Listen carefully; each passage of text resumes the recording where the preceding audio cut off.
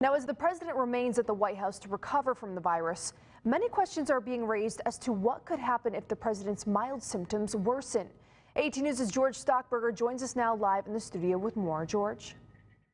Yes, good evening, Jordan. Right now, the president only experiencing those mild symptoms of COVID-19, but there are a lot of questions about what could happen if those symptoms worsen.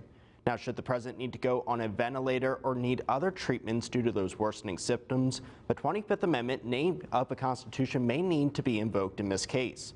The powers of the presidency would be transferred to Vice President Mike Pence. Now, this can be handled either by the president directing the order or by the vice president and a majority of the cabinet signing an order to transfer that power. Now, that option has never been used before. If the vice president were also to become incapacitated, Speaker of the House Nancy Pelosi would be next in line, and after her would be Senator Chuck Grassley, who is the president pro tem of the Senate.